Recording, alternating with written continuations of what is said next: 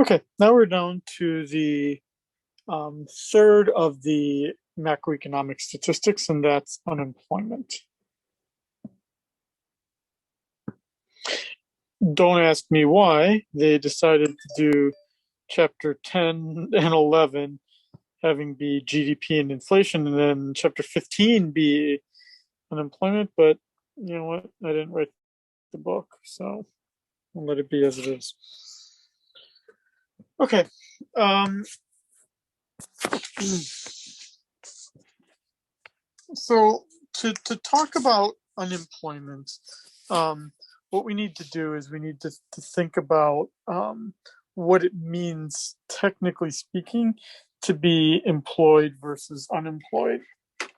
So to be employed is very simple. It means that you are being paid to work,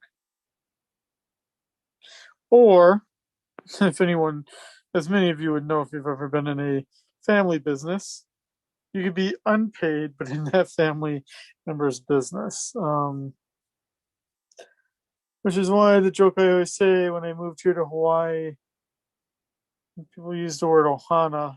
It usually means I'm not going to get compensated in some way. um, Now, to be employed covers a wide variety of involvement levels, meaning it can cover you if you're full time or part time.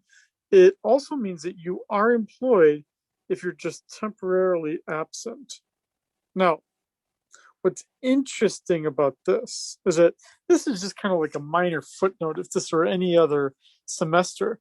But what's interesting is that back in the March 2020 unemployment numbers, people were laid off, right, because the economy shut down, but they weren't counted as unemployed, which they should have been. They were actually counted as employed because the fact that the entire economy was shut down led them to being classified as temporarily absent, even though the business had no way of knowing whether they'd even remain in business or not, which made the unemployment numbers be bad. I think it was like 14 or 15 or 16 or 17%, but it wasn't as bad as what it would have been had it actually measured how many people were no longer working. What does it mean to be unemployed? To be unemployed, you have to fulfill two conditions. You have to be available to work, and you got to be looking.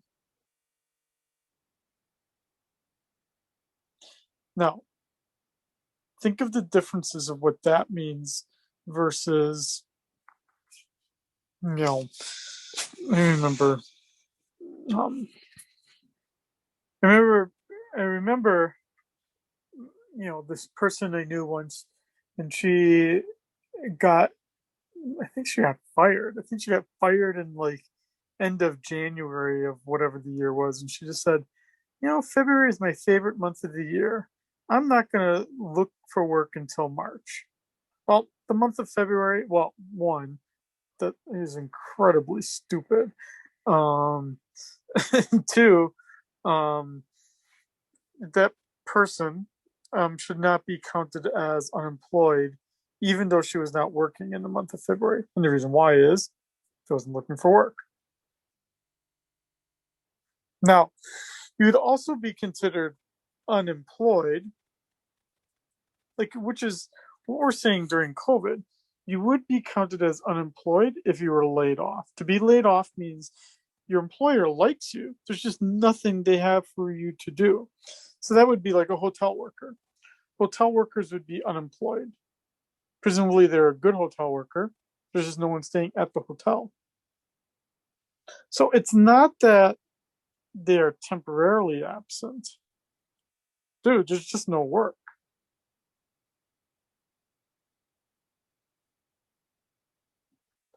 Now, a huge chunk of the economy is considered not in the labor force.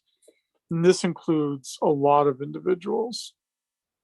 This would be people who say, I'm studying child, raising children within the household, the retirees, those who are very rich, those who are lazy, right? They're not looking for work, and they are not working.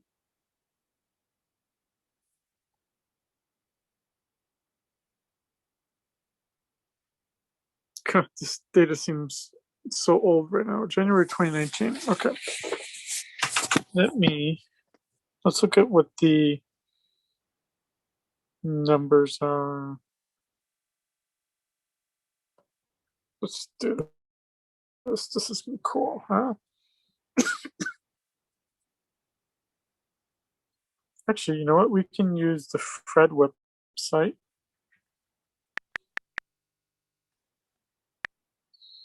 fred.stlouisfed.org. And I'm going to look for, not in the labor force. I want to get that number. What is it right now?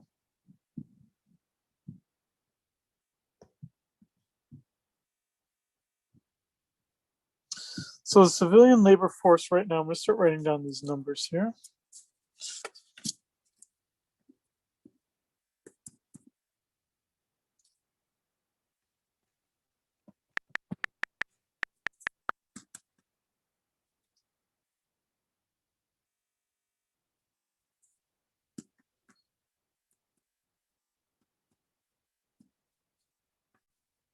Sorry, I'm just kind of going through my motions here. Updating some numbers here.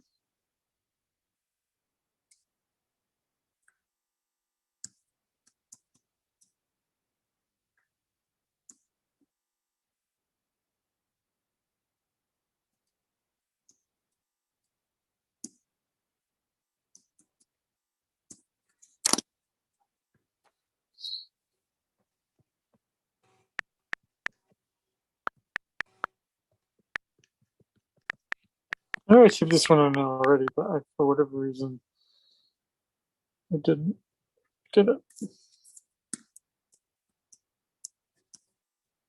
Okay. I just wrote down a bunch of numbers here, but you can go back to seeing the numbers of what I wrote here.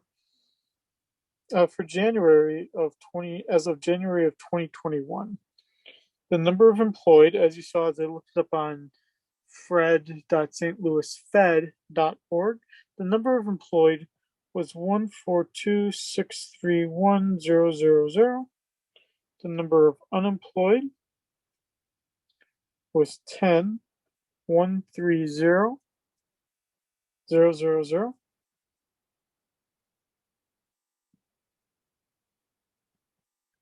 Not in labor force was 100,690,000.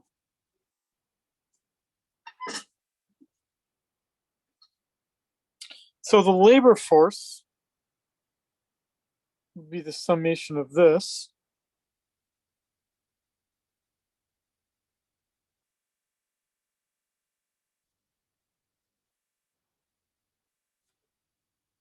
One 52761 approximately.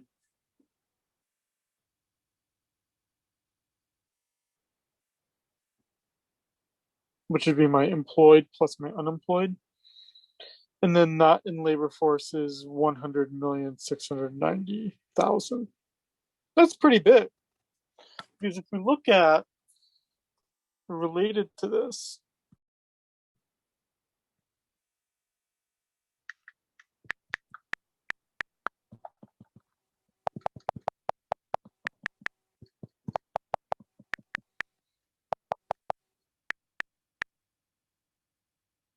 let's look at the total population. 338.93.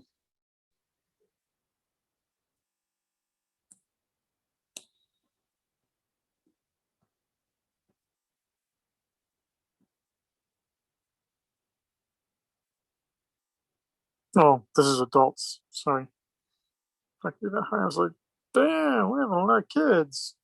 No, it's not that big. Okay, I'm not gonna belabor this point yet. Okay. So what we're seeing so far here is that the employed,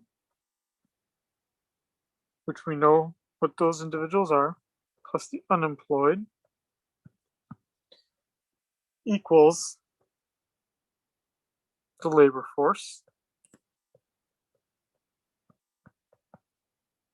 The labor force plus not in the labor force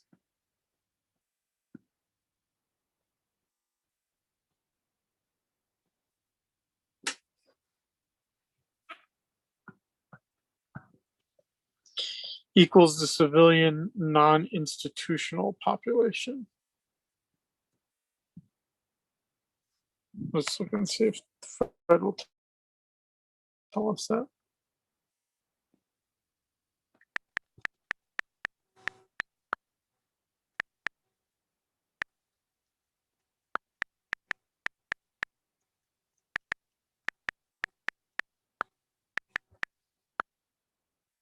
Seriously? Dude.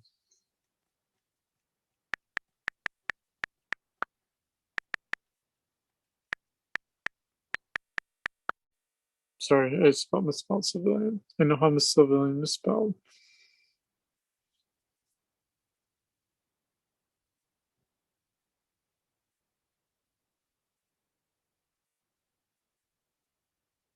Guessing it's this. 205. 205, 218, that's probably pretty close, I'm guessing. No. Unless 58 million people died. Which I guess would be a sad state of affairs if that's the case. I'm gonna just leave it at that. So if we write in the numbers of what we've got here going on here, we've got 142631000. Unemployed 10130000 added up to being 0.76115 plus 10690,000 equaling 000 1 5 carry the 1 13 14 2 3 5 2. My son does come on. Probably would be very grumpy. My wife would be very grumpy with how I wrote this out. 253 million 451. Now that is pretty close to this. But look at what's happening here. 156 to 142. A loss of employment of a pretty large number. An increase from 6.5 to 10, so near doubling of the unemployment rate. But masking that problem is the fact that not in the labor force jumped from 95, it increased by over 5% to 100.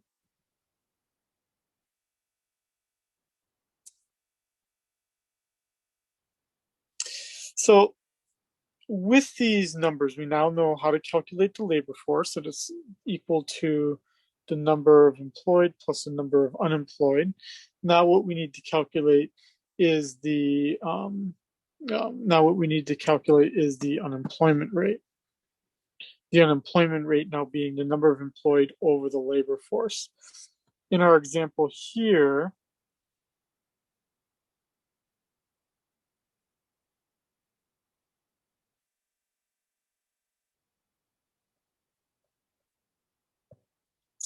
it'd be 10,130 over 152.761.000.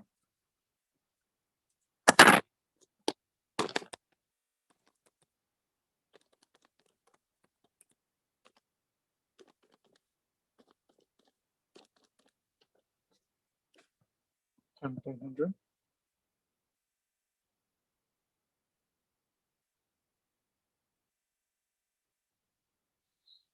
And that would be approximately 6.63%.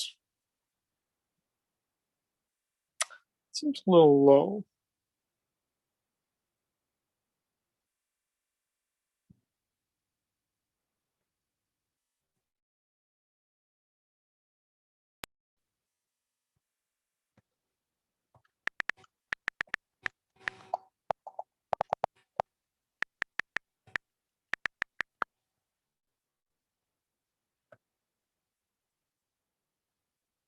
Yeah, there you go.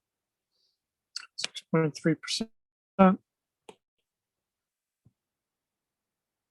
6.63%. So there might be some slight little rounding numbers, some slight little differences here, but the way I calculated it, at least with the numbers I had, it was correct. We can see that at its peak,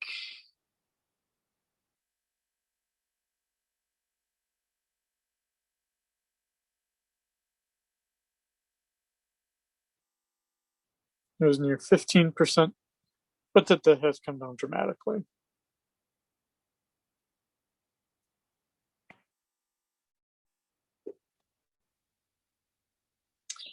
Okay. Now, what's important here as well to consider is the labor force participation rate, because what that's doing is it's telling us how many people are optimistic enough about the labor force to actually want to be involved in it. That would be my 253451,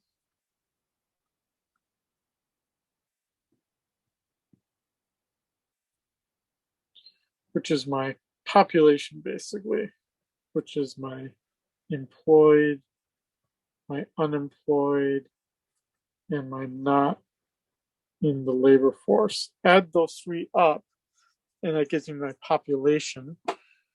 We're going to divide that by my labor force. My labor force here is 152.761.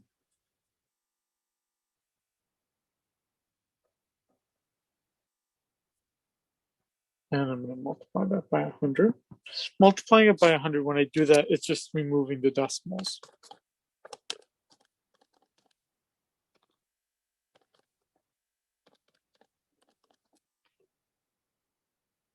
It's going to give me about a 60.27% labor force participation rate. Let's see if that's actually what we see here.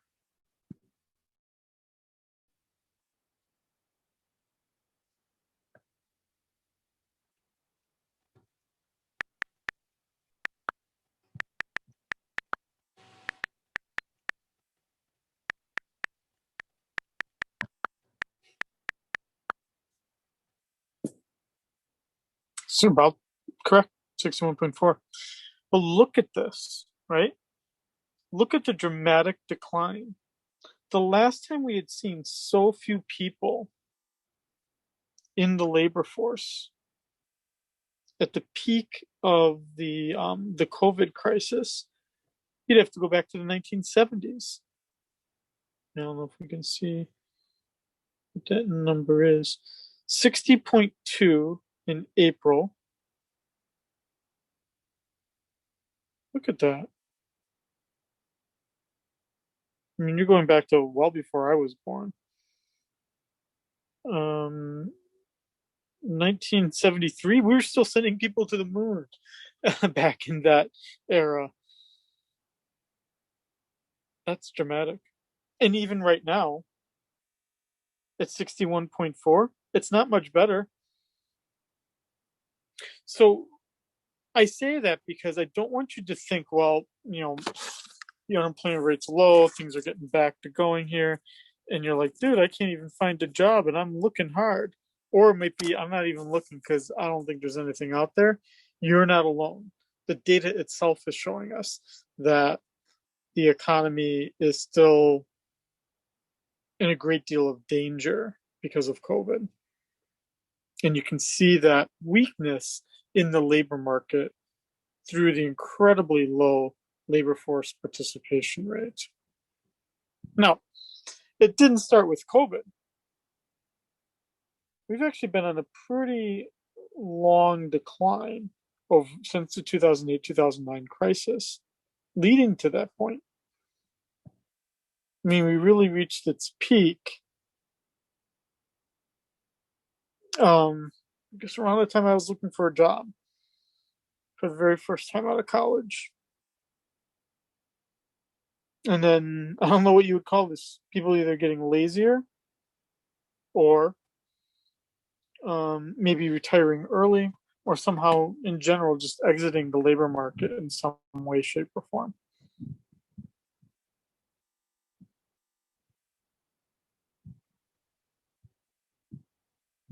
And that's what you start to see here.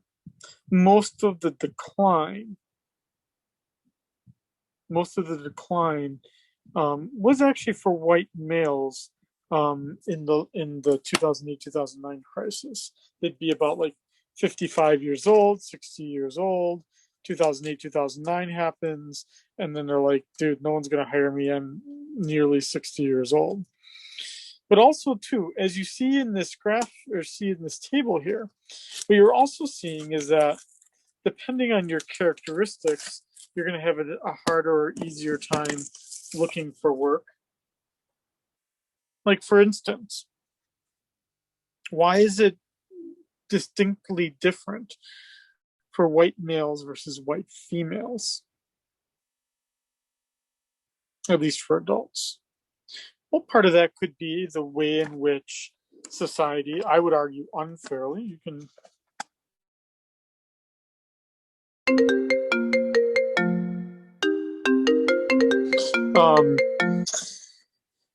yes, I have this funny story to tell. When my father, he's probably in his 60s, when he calls, obviously I have caller ID on my phone. I don't know anyone who does not. And yet he's going to call.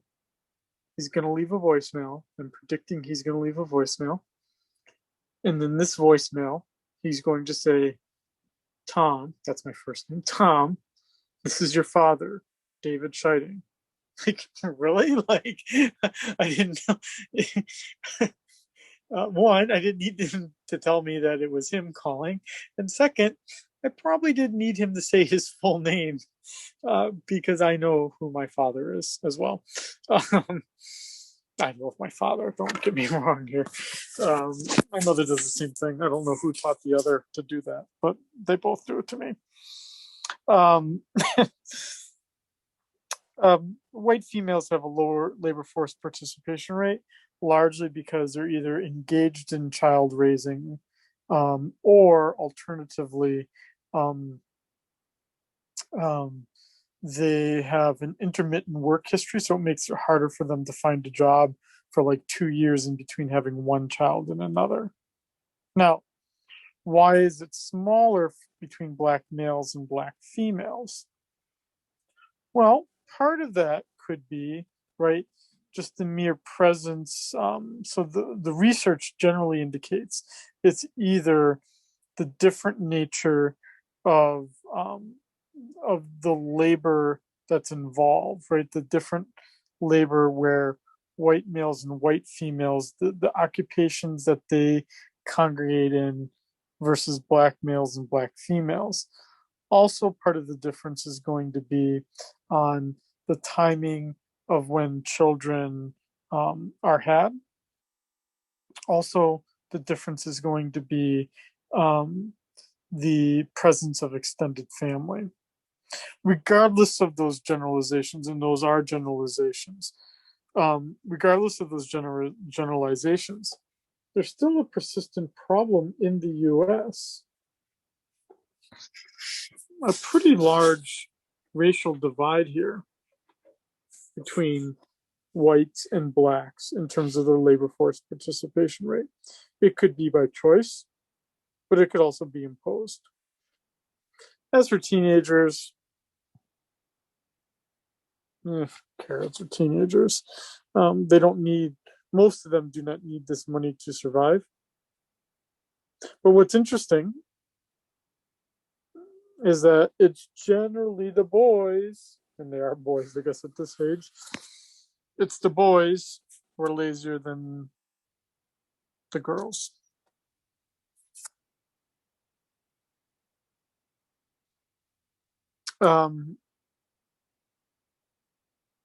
Once, in terms of the labor force participation rate, if we didn't have this notion of, I mean, you can read the slide, or you don't need me to read you a slide, but one of the, I'm about to have a child here in like 6 weeks. The thing that's on the top of my mind is, I mean, there is still an unfairness in the labor market, even here in the United States, with respect to paid family leave. I do not get it. I do not receive any paid family leave. Not only because I'm just the father, but also I would argue unfairly. You are free to differ from me. I don't necessarily care what you think, regardless what I think. 1 second here. I'm going to pause the recording here temporarily. Be right back. Back.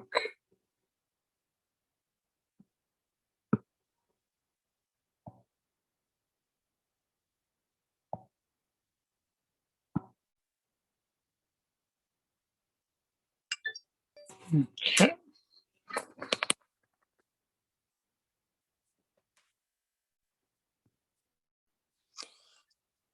Oh, it's not going to sign. Okay, I'm going to stop the recording and then I'll merge these two.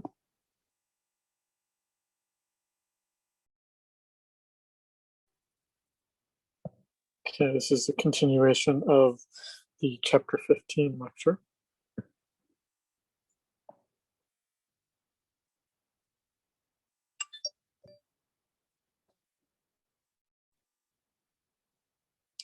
So, as I was saying, my wife is about to have a child. She gets, she works for a private employer. She gets 6 months paid time off. So she has a very generous employer, very generous employer. I get 0 months paid time off. Now, imagine though that I were working at a fast food place. I'd probably still have the same, probably no paid time off. Well, what that does is it discourages me from being involved in the labor force, right? Like if I want to have any role, in my child, in those first few months. And you see that it does feed over primarily for women, which have probably the unequal responsibility for child rearing, leading to lower rates of labor force participation for women. But once women and men are in the labor force, they generally have similar levels of unemployment. It's just the labor force participation rate where we see that difference.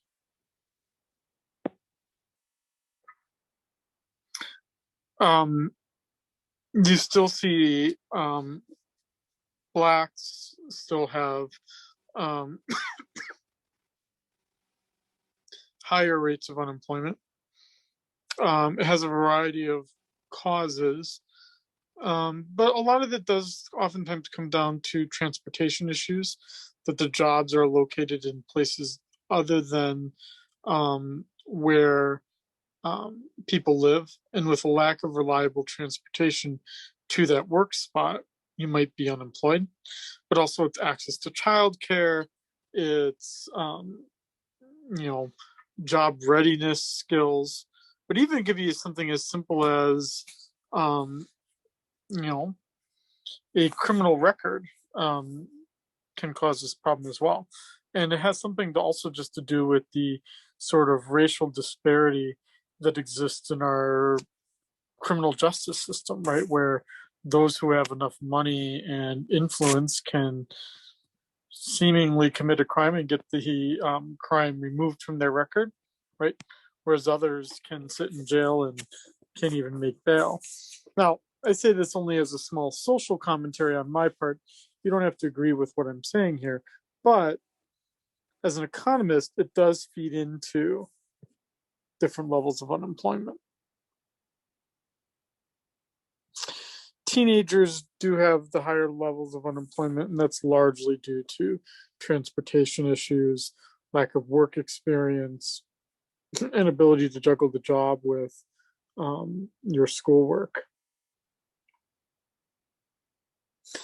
Now, what you're starting to see here is a term called the natural rate of unemployment.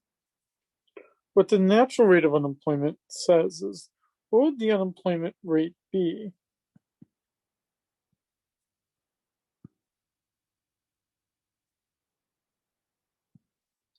if the economy were operating normally?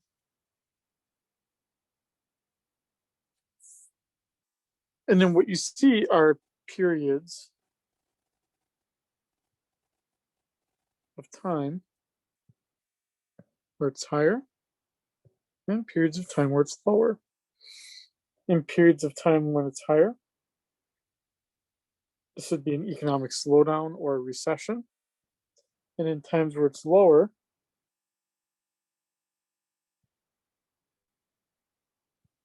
this would be a boom time, like in the time when the economy is doing very well.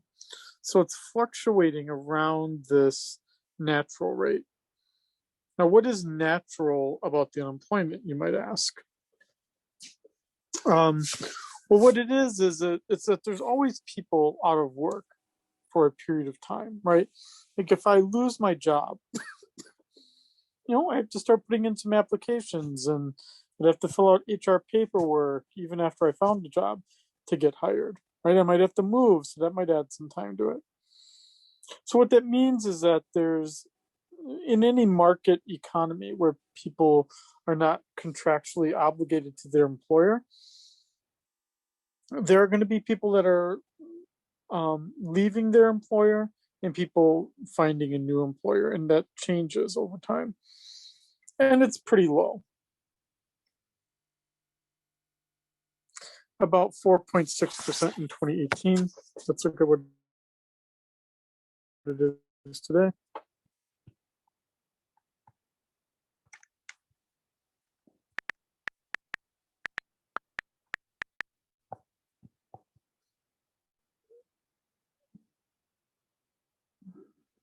So the long-term natural rate of unemployment today is estimated, at least for 2031, at 4.27%.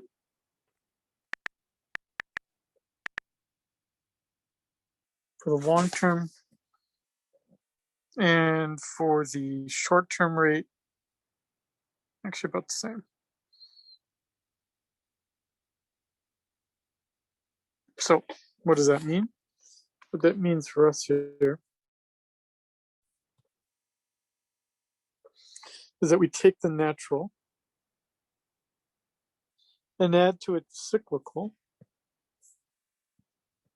and we'll get total unemployment.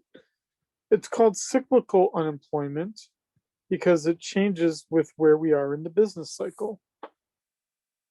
As I said, in a recession, this would be some positive cyclical unemployment.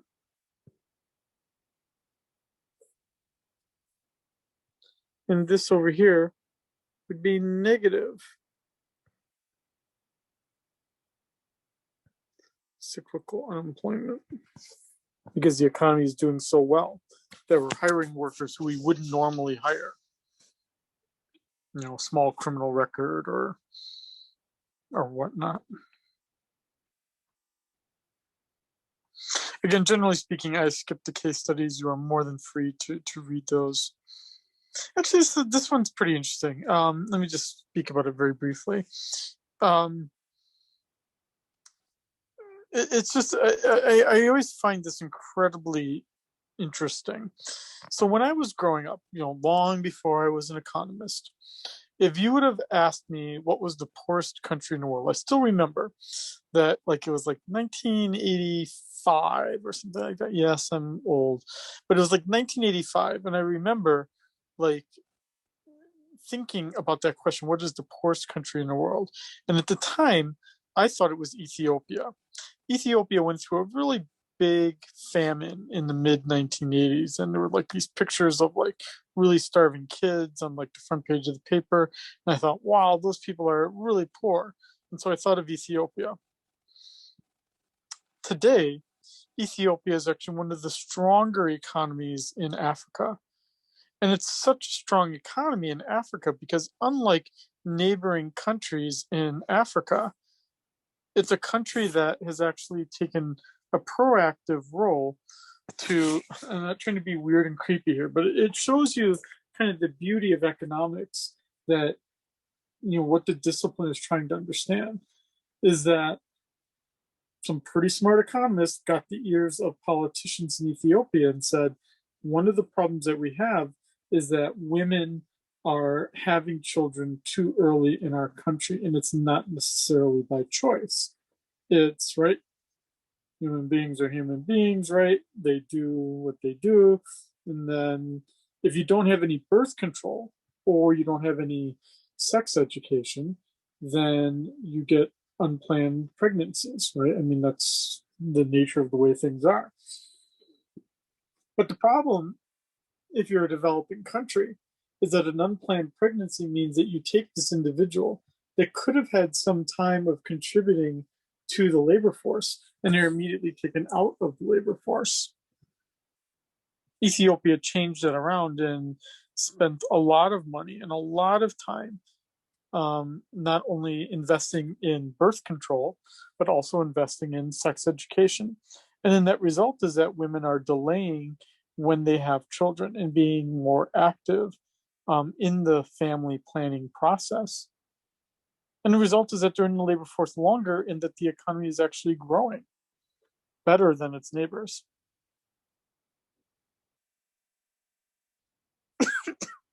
Now, it is true that over time, women have increased their participation in the labor force, and men, it has been declining. But it's really that period of the 1970s and 1980s where you get that most dramatic increase, where it's becoming acceptable for women to either delay having children or to have children and then send them immediately to daycare.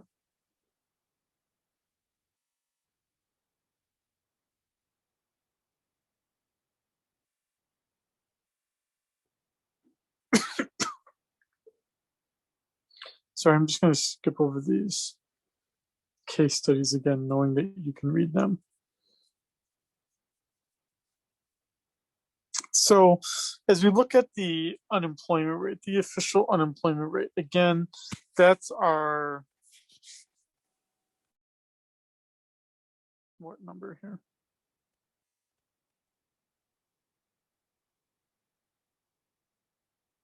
Our 6.3%.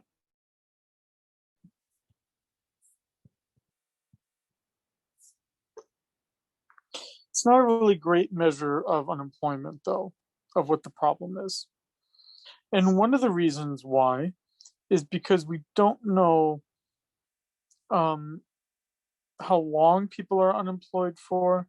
And what if they become so discouraged by being unemployed that they actually stop looking for work? Which would mean that we'd want to have different measures for unemployment outside of the 6.3%, which is called the U3 rate, to be more technical.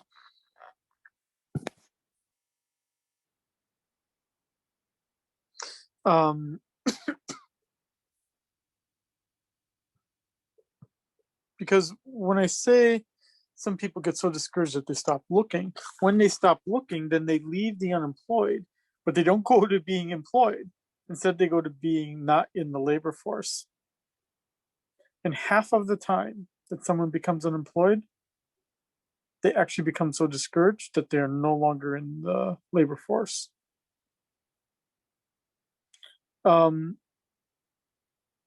Then you might also have some survey problems. Someone might indicate to the survey that they're unemployed, but they're not actually looking for work because they just want to be counted to get unemployment checks. Or this really big one in some countries is that they're actually working, but they're paid under the table. In Spain, the unemployment rate is 33%, or pretty darn close to it.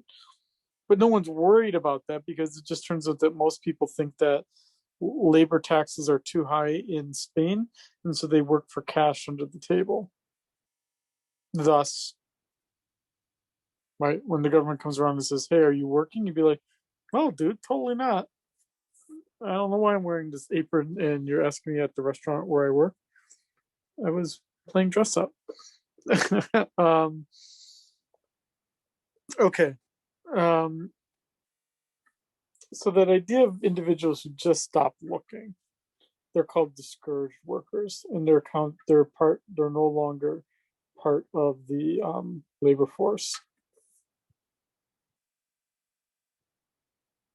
So as one gives up looking,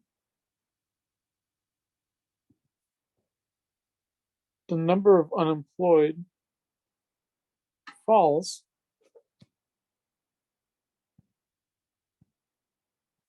the labor force falls,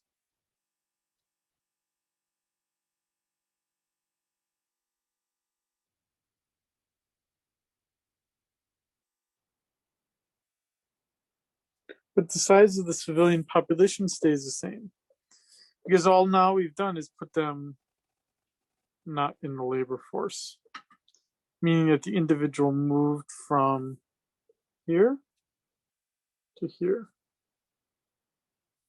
meaning that the total adult population stayed the same. It's just that we reduced the labor force.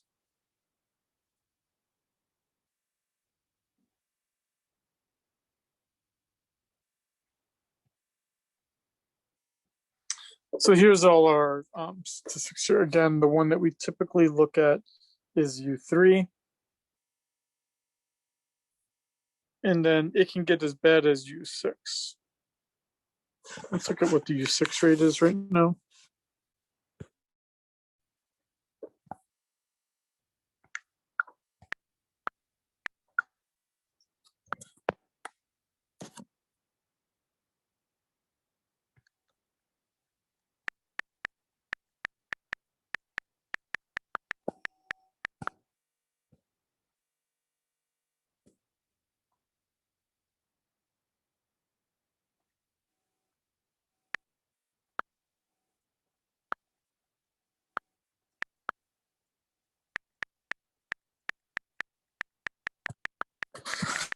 You would think it would find it. You would think.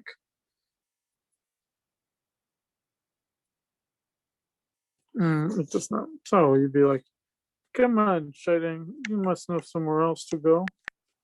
I do. Let's look at the BLS website.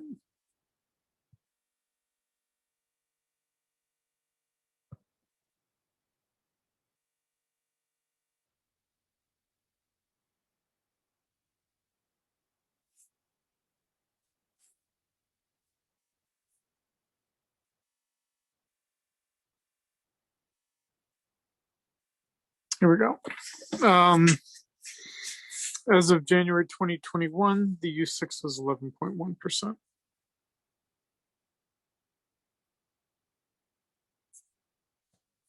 But here's our list. Basically, as you go up in U's, U1, U2, U3, the unemployment rate gets higher because we're basically counting more types of individuals the way that we could define them as being unemployed.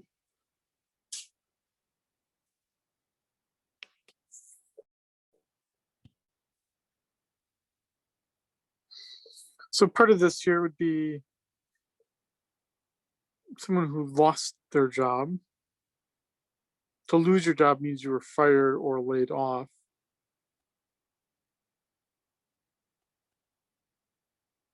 As opposed to counting all of the unemployed plus counting discouraged workers that would be previously not in the labor force. U6 counts all of that plus people who are working part-time but would have wanted to have worked full-time. Obviously, that's even more limiting.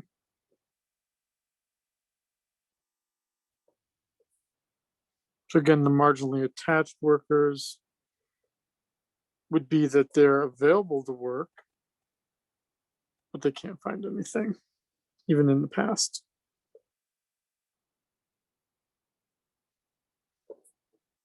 And this one, I think, is just a big, huge thing where you've got individuals where the employer is trying to save money so they don't have to cover them on health insurance or whatnot. So they give them part-time hours, but they essentially work them almost close to full-time in some way, shape, or form. But we can count that as a way that workers are being underutilized. Now,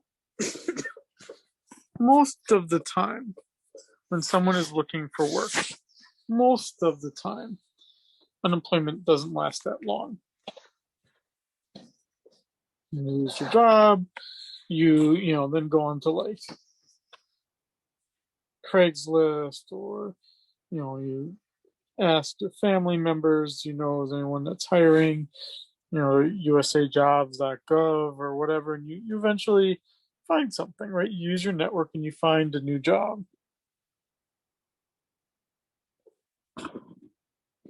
We can measure that period of time,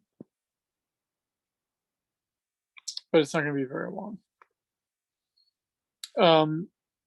The unemployment insurance here in Hawaii under normal times lasts 26 weeks. It doesn't replace a great deal of your income, and you get taxed on it as well. But for most individuals during normal economic times, 26 weeks is more than enough to allow a person to get a new job, meaning that the unemployment insurance then kind of serves as a bridge. Keeps food in your stomach and for your family, but not much more than that.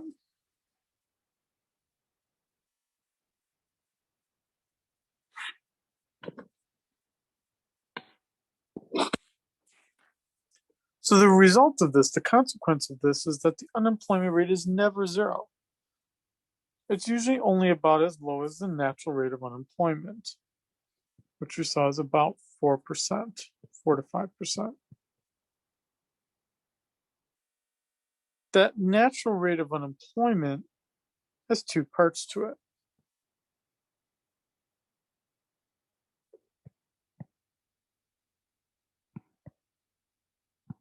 The natural rate of unemployment is equal to structural unemployment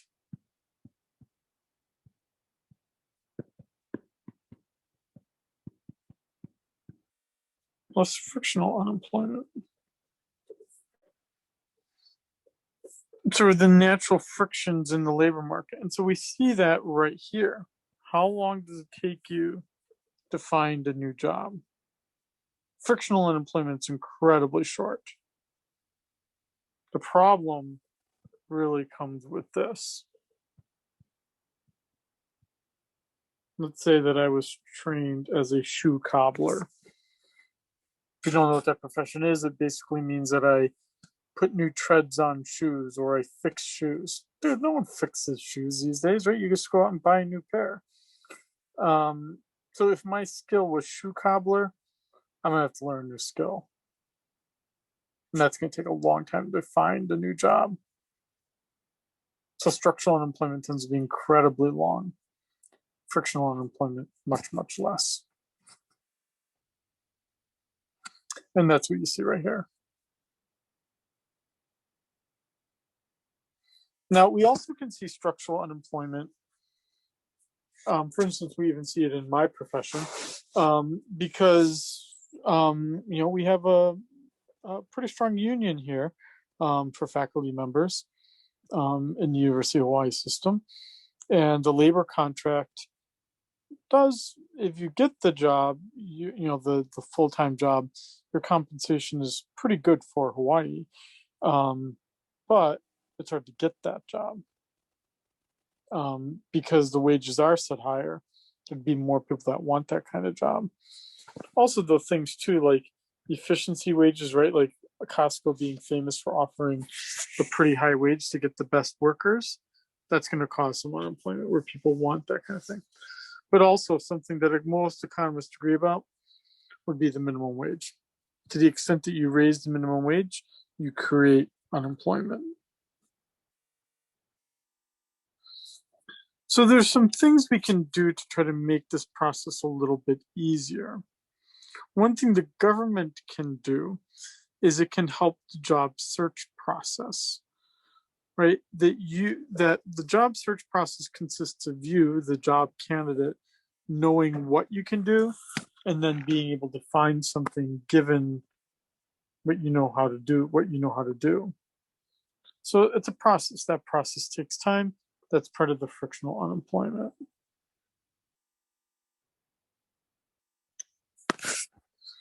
But also, too, we can see some structural unemployment or some frictional unemployment just because of the nature of the job that you do, right? Even during the best of times, um, even during the best of times, the airline industry is cyclical, right? There's a high season and a low season to travel. Not a ton of people go traveling in October as opposed to June, July, and August when kids are not in school and family members take vacation. Meaning that you would see a bit more frictional unemployment because it's going to take you longer to find that new job.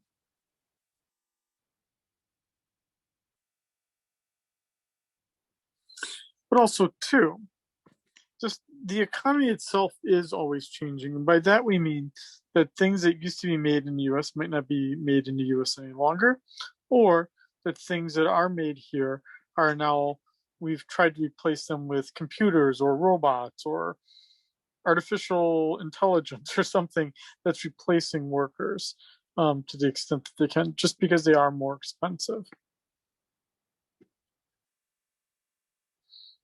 So if we want to talk about what the government can do to reduce unemployment, one of the things they can do is, again, help that job search process, speed it up. Whether it's serving as a place where potential employees can post their resume, but also act as a clearinghouse where employers can list the jobs that they have. Also, too, the government can help reduce structural unemployment by actually getting involved in the retraining of workers for different kinds of professions. If you look at the community colleges, they're a great example of government, right? So then the government finances people being able to repair a aircraft engine or to do electrical or plumbing work, because those are construction jobs that if you didn't go to get your 4-year degree, you can earn a pretty good living being a plumber or a welder or an aircraft engine mechanic. Now, one way you can reduce unemployment as well is you can make the unemployment insurance system even worse. So if you make it so that a person can't even survive on their unemployment insurance, they're probably not going to want to be on it very long. And there's some states, this is a state-based program. There are some states in the United States that pay incredibly little, like less than $100 a week for unemployment insurance. You can't live on less than $100 a week, even on the mainland. And so the result is you will find something, or you'll start dating someone richer, or find yourself a new spouse. Whatever you're going to do, you could weaken the unemployment insurance system to make people want to find a new job faster. Or you could change the qualifications.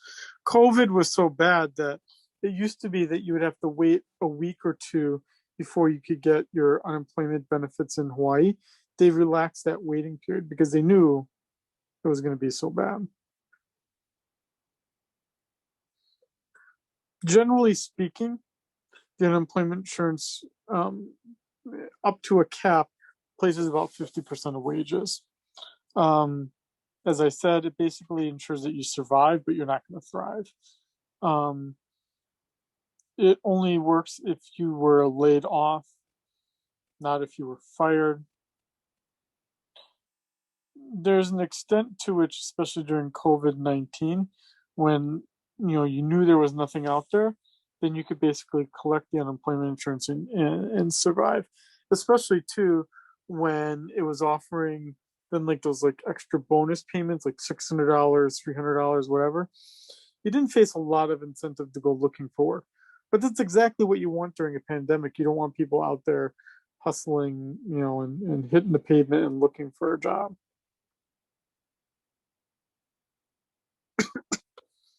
Now, again, not only do we see unemployment insurance having an effect on unemployment, but also the minimum wage.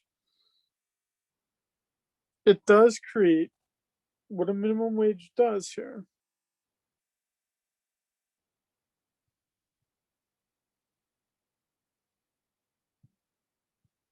So you've got two forces. You've got the employers who are demanding labor. They need the labor to produce whatever they're doing. And then there's you and I, the workers. We're supplying the labor. Let's say that equilibrium wage is $6. Well, then a politician says, dude, you can't live on $6 an hour. You have to make it higher. So they say, okay, let's make it 15. It does create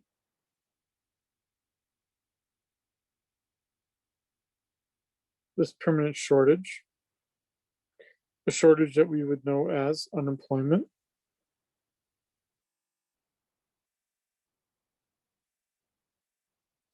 And so the only way then you can remove some of that higher unemployment caused by the minimum wage is by lowering the minimum wage rather than raising the minimum wage. Well, I didn't know this picture was coming up, but that's a much better looking picture than the one I just drew.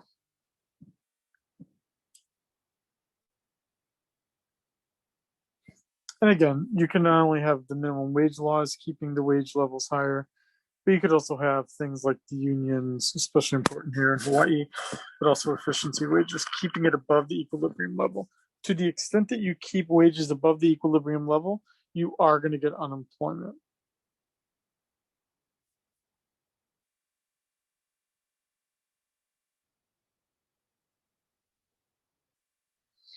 Now, most of the time, I'm just going to jump to this slide here. Sometimes I think that we over worry about the minimum wage. I truly do, because there's not a lot of individuals who are at this level of compensation. And even those that are, most of the time, they're incredibly young. And they're willing to sacrifice compensation to have a flexible work schedule so they don't have to work full time because they don't want to. And so by raising the minimum wage, you might be helping groups of individuals which you really didn't need the help because they were getting supported in some other way.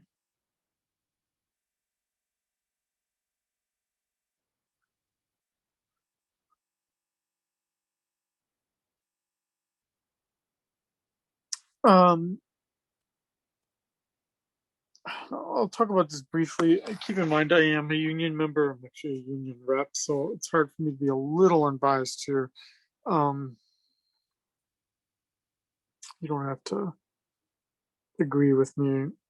I don't honestly stay up at night worrying about you agreeing or disagreeing with me. But the participation in unions has fallen. Unions like them or dislike them. The economic role that they serve is that they collectivize the power of the workers to ensure that the employer treats them collectively as a group fairly. And by that we mean that they bargain. They bargain for wages, they bargain for benefits. Every year, right? Well, at least every contract year. This year, our collective bargaining agreement is up for renewal this year. And so, right, so they can say, we're going to strike if we don't get X, or we're going to strike if we don't get Y. And the employer then either offers it or doesn't. And then there's a follow-up conversation and a follow-up conversation. And at the end of the day, we come to an agreement about how it should be.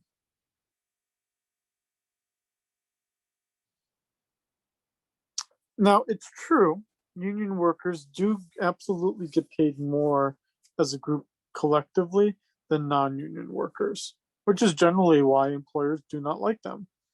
Um, and it all comes from that collective bargaining, the ability to collectively bargain, and that ability to collectively withdraw your labor from, and in some sense, then stifle your production. The mainland has very few unions. Hawaii has a great deal. And for the most part, the unions do kind of tend to stick together. I'm not saying unions are a great thing for society, though, right? Because they are a cartel, right? Then they ensure that certain people get voted into office, people that might not be representing our interest, but might be representing the interest of the union, right? That's the classic example with the building of the rail, right? Whether you are in favor of it or not, the unions, and specifically some of the construction unions, were very much in favor of it. So they got people into office that wanted to build the rail. And so we got the rail. And now the question is, what do we do with it now? That's my own thought there. Don't get all hot and bothered by it. So yes, unions are good, but they're only good if you already have a job within them.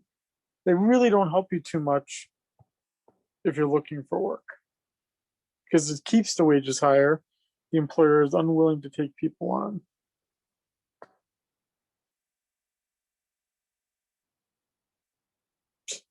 It's not even a great joke either.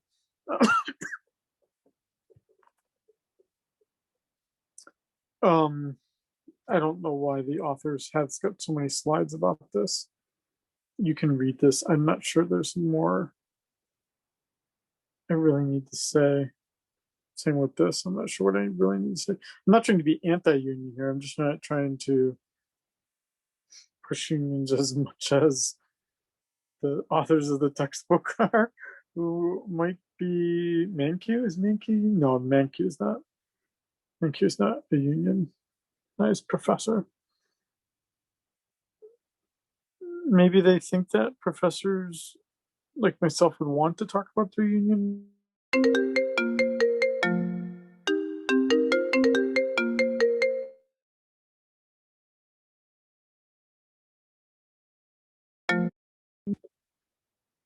Um, so the other more common than a union is the payment of an efficiency wage. What an efficiency wage does is it pushes through market forces the equilibrium wage higher.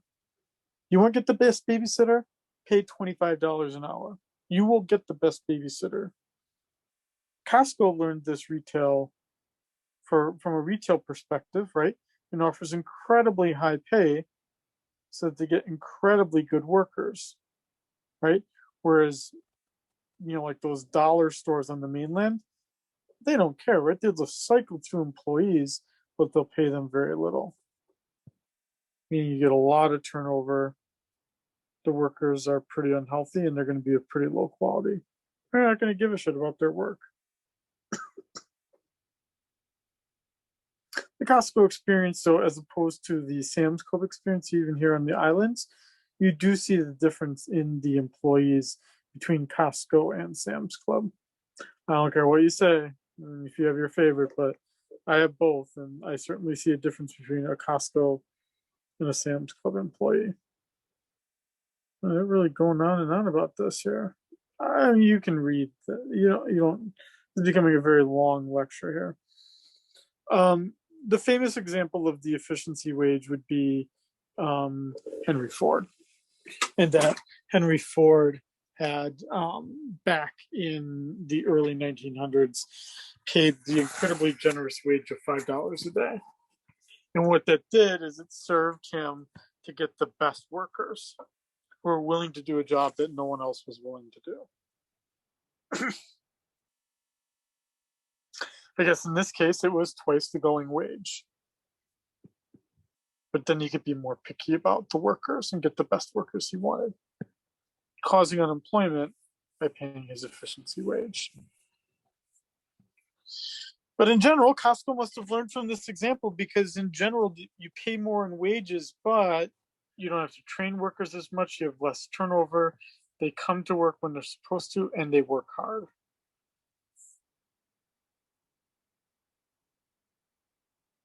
Okay.